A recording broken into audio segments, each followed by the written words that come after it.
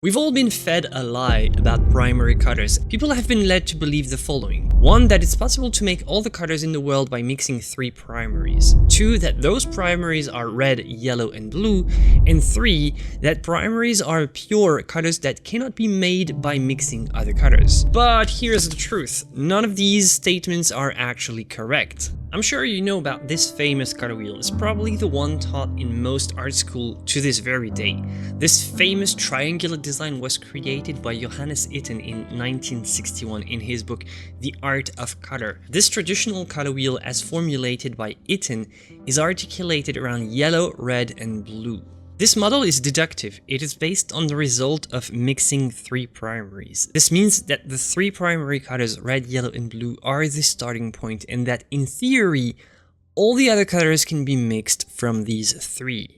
Since red, yellow, and blue are the 3 primaries in this model, and that everything is based on them, the shades are distributed like in a triangle in the center. So the 3 primaries mixed together give the secondaries. There are 3 of them: purple, orange, and green.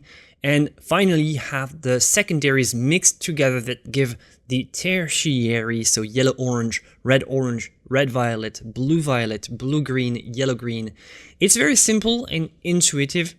And to be perfectly fair, it is still a solid and easy to use model. It's perfectly usable as a limited palette. This is how I understand it.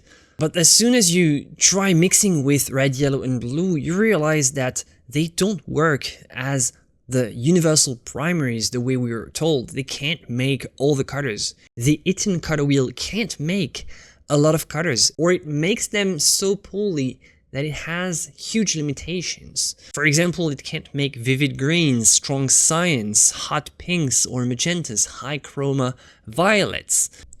Check this out, for example. This is a mixed green that you can get with the red, yellow, blue model. This is pretty much the most chromatic you can get. And this is a green from phthalo. It's a phthalo green. It's so much more vibrant and vivid. It's just to give you an idea. There is no way my red, yellow, blue mixing wheel can ever give me a green that pops up this much. So if I want this kind of green, I do have to use an extra pigment, which breaks the case for the universal nature of the red, yellow, blue model working as primaries. Many turquoises or teal, you would have to pick up an extra pigment. So it ruins the idea of starting with the primaries. But despite this, the red, yellow, blue model is still taught in many schools in beginner books. Why that? Reason number 1, I think, is just its tradition. So we keep passing it down because that's how most people were taught, even though it's incorrect. And reason number 2 is pretending that somehow red equals magenta, and blue equals cyan. Who cares? This is often used as a band-aid to fix the problems with the red, yellow, blue model, but it creates even more confusion than clarity. To be perfectly clear, cyan is not blue. Magenta is not red. They behave completely differently, they mix differently, and they create very different gamuts. So now, if we're talking about the 3 primaries that produce the widest possible gamut, then the best modern choices are cyan, magenta, and yellow. This is the CMY model, which is also the model that your home printer uses instead of red, yellow, blue.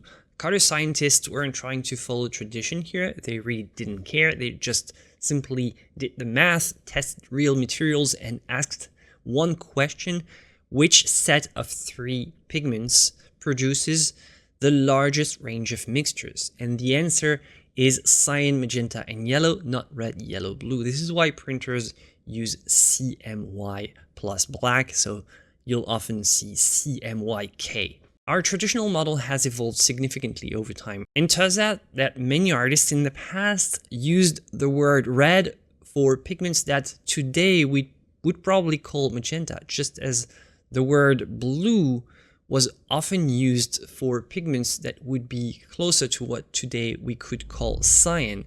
So in a way, the red, yellow, blue model is a slightly different version of the CMY model. The CMY is more an adjusted version of the red, yellow, blue model that works in conjunction with the red, green, blue model that your computer screen is using right now to display this image. A huge chunk of our understanding of color comes from the words that we have to describe them. If you don't have the word, it's really hard to imagine and understand how a color actually looks. It's even hard to perceive it. Cyan and magenta, these words, they are not really anchored in our vocabulary. So it's still difficult to agree today with people on what cyan and magenta really are. In case you're wondering, for you as a painter, here are a list of the possible pigments. Does this mean that cyan, magenta, and yellow are finally the true primaries?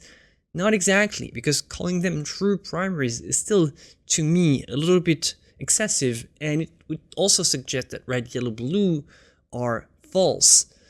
Red, yellow, blue, you have to understand that, is still a functional, limited palette, just not a scientifically accurate system that can universally mix all colors. And the CMY model is simply a better model, an improved version to reduce the number of inks to 3.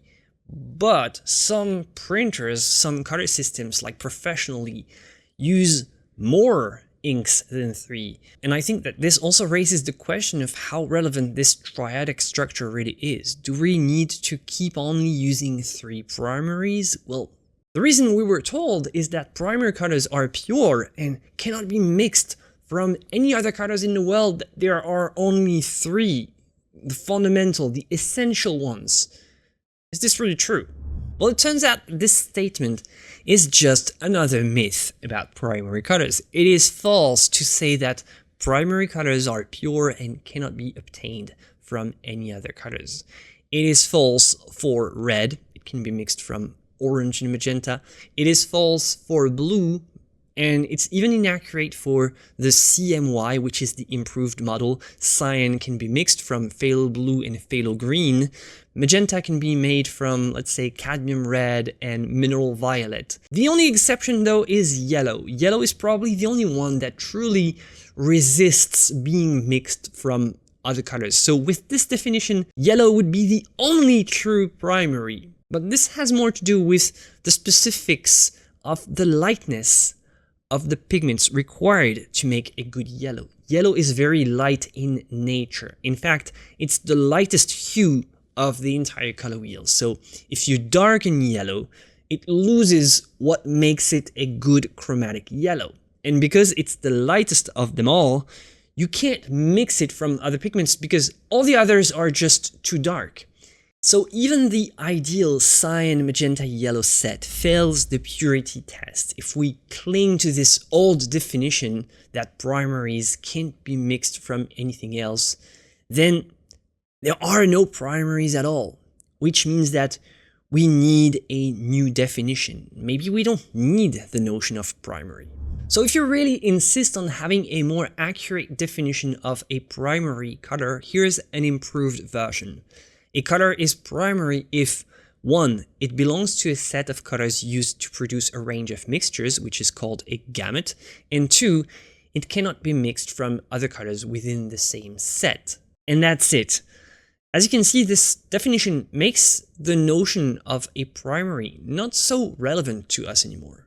Under that definition, cyan magenta works, red, yellow, blue works also, depending on what you want to mix. The Zorn palette, they have primaries, they work as well. Any custom 3-color system works.